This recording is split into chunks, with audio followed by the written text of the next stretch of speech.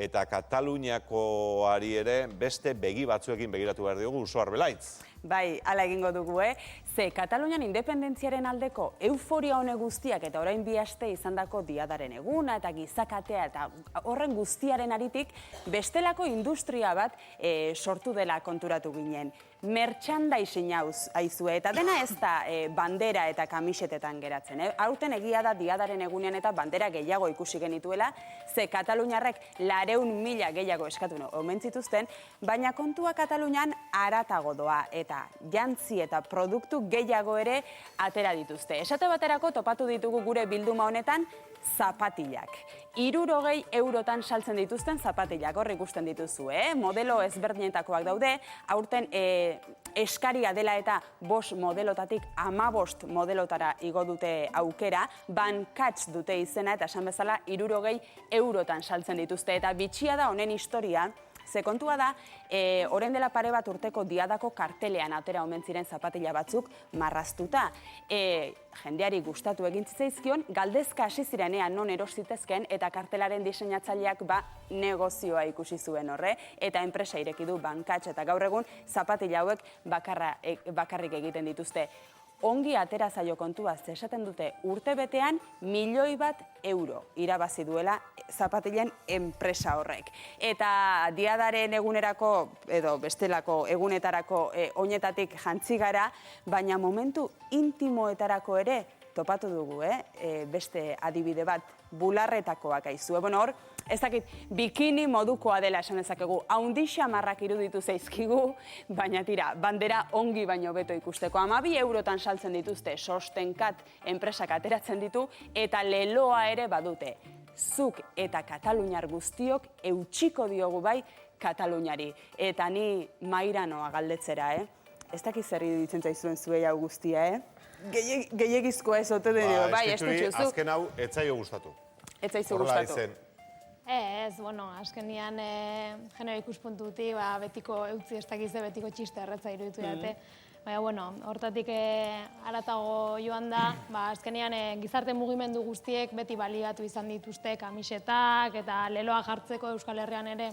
Orain agian pixka bajatuta dago, baina beti ikusi izan dugu, ez da, zelan eraman den kamisetan eta leloa. Eta hemen ez da sekula sartu enpresa pribaturik hori kudeatzen. Normalean gizarte mugimenduak berak bere kamisetak ateratzen zituen, eta badirudi Katalunian horretan abilak izan direla, eta enpresaren batek ikusiko zuen euforia. Edo masa kritikoa handi samarra dutela, eta orduan diru ezete dagoela. Bai, handiagoa dira ere, merkatu handiagoa da. Usoa, bai? Katalunian gauza ez da jantzietan bakarrik geratzen, ez? Eman dezagun, diada bezalako egun batean gonbidatuak dauzkazula etxean. Kataluniar anfitrioi on bat izateko, janari kita ere badute, bertan egina produktu guztiak, galetak, ura, eta hor, atentzioa eman digu baita ere, Despertaferro izeneko edari batek. Denok ulertu dezazuen, Red Bullaren antzeko edari horietako bada. Hemen ez dakigu simbologia kontua den edo, Bull zezenarena oso espainiar geratuko ez ote den edo. Hauek izen Kataluniarra jarri diote, ze Despertaferro nunbait 14. mendeko Kataluniako gerlariek gerra oihu gisa erabiltzen omen zuten. Eta Estitxuk aipatu du gurean ere erabili izan dugula merkandaisinga, eta egia esan bai, proposamen txiki bat aurkitu dugu. Ez hemen, Estatu Batuetako webgune batean topatu dugu, Cafepress izeneko webgune horretan, mugikorrarentzako atzean ikusten duzuen karkasa hori. Irudia eraikina identifikatzen ez duzuen hori, esan Oñatiko Unibertsitatea dela. Gure lehen eraikin ilustrea izu, eta Estatu Batuetako webgune batean topatu dugu. Bestelako pegatina bat ere aurkitu dugu webgune horretan bertan. I love País Basko. Gure koloreak eta errespetatzen dituzte osongi, baina ez dakigu gure ezaugarririk edo garrantzitsuena ahaztu zaie, hizkuntza euskera alegia. Eta merchandisingaren bilduma honetan ohartu gara politikan ere erabiltzen dutela aizue, eta adibide batzuk ekarri dizkizuegu. Esate baterako Barack Obamak.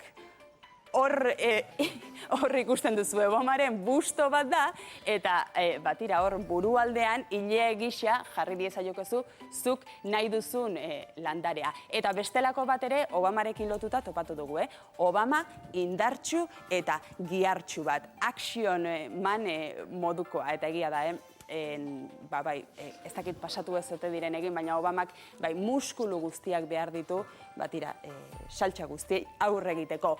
Hugo Chávezen adibide bat ere topatu dugu.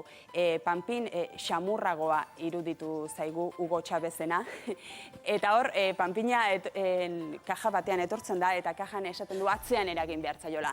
Ez dakigu zertarako zer esango duen eta edo mugitzen hasiko denero, baina nonbait halako panpin interaktiboa egin dute. Eta Errusian egin dutena da, souvenir tipiko hartu, matriuskak, eta matriuska bakoitzari presidente bat jarri diote, kronologikoki ez horra handiena Putin da gaur egungoa, handiena Putin, eta horrela, handienetik txikienera, presidente guztiak matriuska horretan bildu dituzte, souvenir tipikoa. Eta ikusten duzu, nahikoa da, ez dakit, erreferente bat hartu, aberria edo persona bat, irudimen pixka bat, eta ikusten duzu, agian boltsikoak ere beteko dituzue.